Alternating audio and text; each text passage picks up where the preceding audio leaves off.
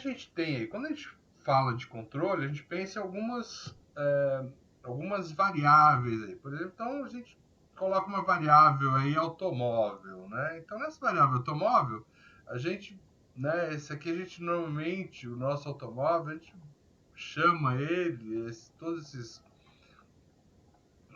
a gente vai chamar ele em controle, a gente vai chamar ele de planta, né? A gente vai chamar ele de planta. E a gente vai ter sempre essa planta alguma entrada, que é o que a gente quer, o que a gente deseja, o que está atuando no meu sistema, e a gente vai ter uma saída que é a resposta da planta àquela entrada. No caso do automóvel aí, né, quando a gente pisa aí, por exemplo, no acelerador, tenho como resposta, né, uma determinada velocidade, né? Então eu tenho alteração da velocidade, normalmente para aumento ou manutenção da velocidade. Eventualmente, a gente pode conceber outras entradas, por exemplo, se eu pensar no automóvel no freio, né, então ele vai diminuir a velocidade. Ele também está alterando a velocidade, mas aí de uma forma mais brusca. Aí, né? Então ele vai interferir no controle da velocidade do meu motor. Se eu pensar numa usina, seja termoelétrica, seja elétrica, o que seria a nossa entrada? Seria o combustível, né? Seria o combustível. Ou a queda d'água também, no caso de uma usina hidrelétrica, né? E o que a gente teria como saída aí, né? Nós teríamos aí como saída a eletricidade. Quanto maior, né, a quantidade de combustível que entra, maior seria o torque dessa usina lá dentro, internamente.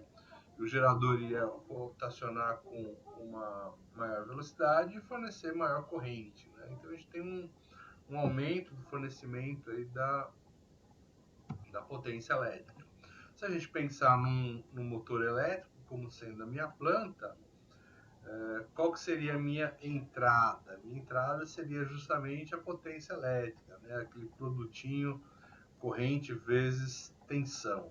E como saída, eu tenho aí aquela rotação mecânica que é o que nos interessa, né? O que nos interessa, então, é aquela rotação mecânica, isso que a gente tem aí no nosso processo. Então, a gente vê sempre, né, que a gente vai olhar aí o controle, né? A gente vai olhar a planta, uma entrada e uma saída. Né? O que a gente tem aí como histórico aí? O homem, ele sempre quis, né, se livrar do trabalho, né? E para isso ele inventou algumas máquinas, né? Ele sempre tentou aí mecanizar, né? Mecanizar tudo que ele fazia, né? Então, para quê? Para que ele pudesse ficar mais tranquilo aí.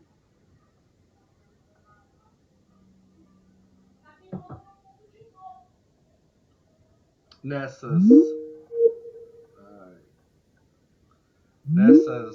invenções, a gente tem aí, por exemplo, a roda, né? A roda, moinho de vento, ou moinho de força animal, ou moinho de queda d'água, né? E a gente tem também, né? Opa, tá aqui as rodas d'água, né? Então eles faziam o quê? Eles aproveitavam essa energia da natureza, né? Do vento, força animal, etc., para fazer os trabalhos deles, né? Então, no começo era isso aí. Mas, né? A gente teve um senso aí, né? A gente sempre teve aí, desde a idade da pedra até hoje, né?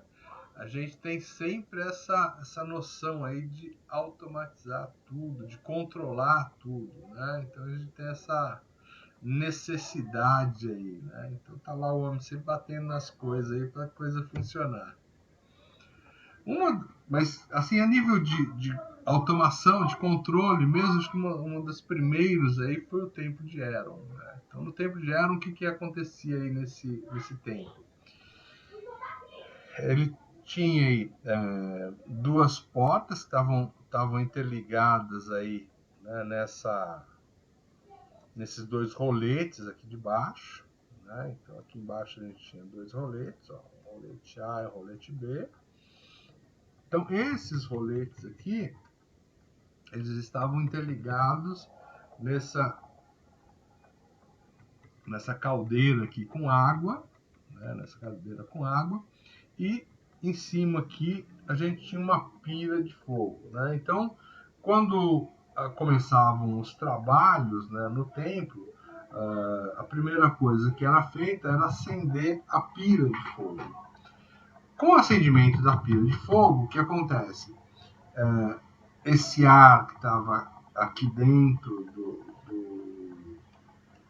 da caldeira, ele começava a aquecer e começava a dilatar. Então, com esse aquecimento do ar, com essa dilatação, jogava-se mais água aqui neste pote aqui, né? Esse pote aqui, então, cheio de água, fazia com que os roletes se movimentassem e abrissem, então, as portas do templo. Entendeu? No momento em que você desligava a pira, automaticamente o ar entrava em contração, né? Então diminuía de tamanho, e a água voltava então para a caldeira. Então, com essa volta para a caldeira, esse retorno para a caldeira, os portões eram fechados justamente por conta desse contrapeso aqui do lado esquerdo. Então, essa foi uma das primeiras automações, um dos primeiros controles aí que a gente trabalhou. Então, era no tempo de Heron, chamado aí. Já tinha visto esse, Matheus? Não, esse aí não tinha visto não. Então, esse aqui é um item histórico aí do nosso controle, né? Aí, no século XVIII, né, aí começou a era da Revolução Industrial, né, na Inglaterra. Opa, peraí, parece que tem gente aí, só um minuto.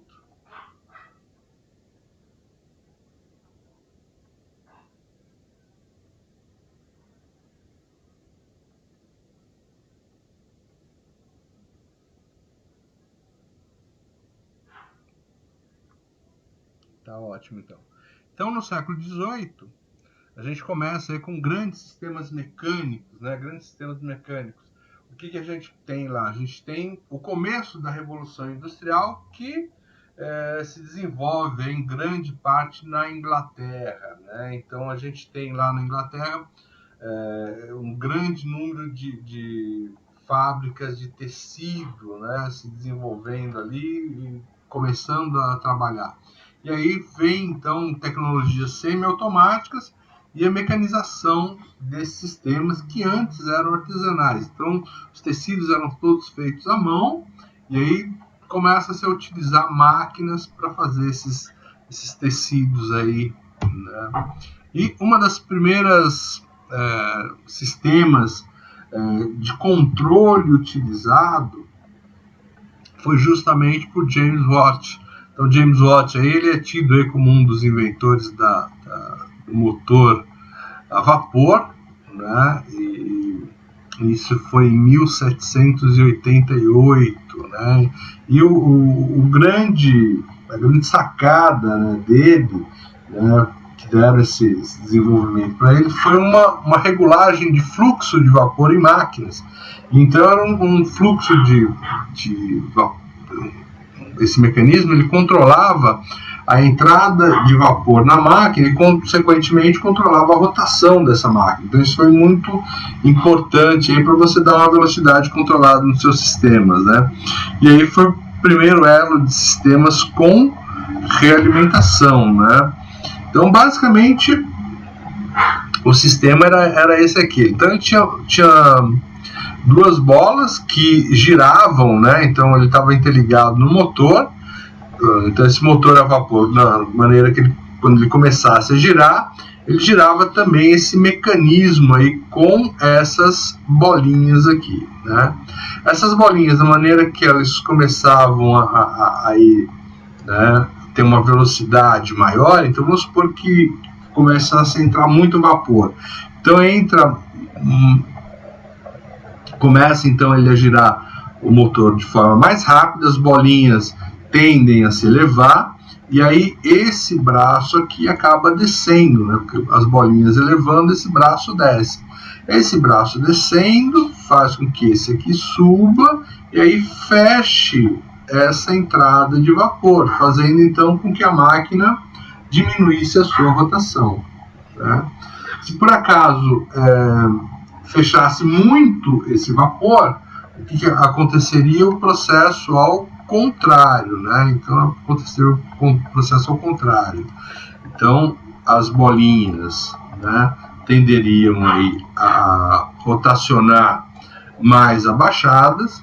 Elas estando mais abaixadas, esse braço do lado esquerdo ele sobe, e aí consequentemente o braço do lado direito ele desce aí, fazendo com que mais vapor passasse para a máquina e aumentasse então a velocidade dessa máquina.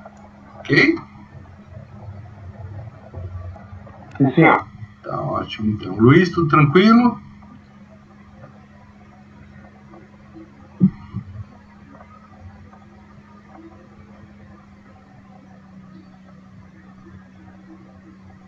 Bom, vamos lá então. Mais ou menos a máquina dele era essa coisona aí, né? Toda essa coisa. E o sistema, né, de controle automático era esse carinha aqui no meio, ó. Né? Estava aqui no meio esse sistema de controle, né, com as bolinhas aí. Mas a máquina toda em si era toda essa parafernália aí, né? E ele conseguia então regular com bastante presteza, né, com bastante valor aí a rotação dessa máquina, tá bom? Em 1922, já bastante tempo passado, né, esse Nicholas Minorski, ele foi o que primeiro desenvolveu e implantou um controle PID, né, que é um controle clássico que a gente utiliza aí até hoje. Hoje praticamente 90% dos controles da indústria são PID, né? Então PID quer dizer proporcional, integral, derivativo, tá bom? Então a gente tem aí uma grande parte dos dispositivos controladores utilizando essa técnica aí. O Nicholas ele implantou esse sistema de PID dele em navios dos Estados Unidos, né? Então era para controlar a direção, né, a dirigibilidade desses navios lá nos Estados Unidos. Então ele implementou com bastante eficácia isso aí. Entre 50 e 60, a gente tem aí o uso intensivo de eletrônica analógica para fazer esse controle automático, né? Então 50 a 60, esse é o grande uso, né, da eletrônica, com o desenvolvimento de sistemas de amplificadores, sistemas capacitivos, indutivos, né? Então eles eram utilizados aí para o controle de uma forma geral. Então é o uso da eletrônica analógica aí, tá? Na década de 70 a gente começou a ter um desenvolvimento mais focado aí ao controle digital. Por quê? Basicamente, em 1972, a gente tem o desenvolvimento aí do microprocessador 8080, que foi um dos primeiros microprocessadores aí de uso comercial, né? E aí vem o desenvolvimento desses sistemas aí digitais, né, com circuitos integrados, microcontroladores, né? Então aqui a gente tem um foco mudando aí de eletrônica analógica para eletrônica digital. Então a gente começa aí para a teoria de controle digital, né?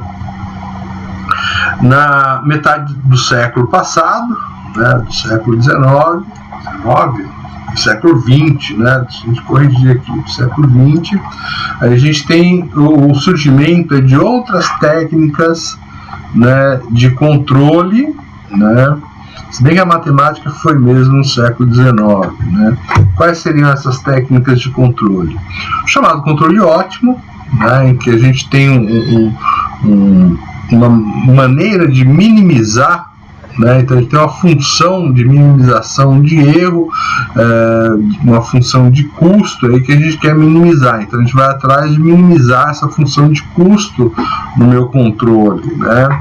O controle que a gente chama de controle robusto, onde estabilidade e performance são o nosso foco, né, o nosso foco principal em relação à incerteza de modelo. Então a gente tem modelos aí com problema que a gente não pode interferir. A inteligência artificial e outros, né, afins aí que a gente pode trabalhar, né. Mas hoje, né, grande parte aí dos trabalhos estão em cima, né, de inteligência artificial, inteligência artificial.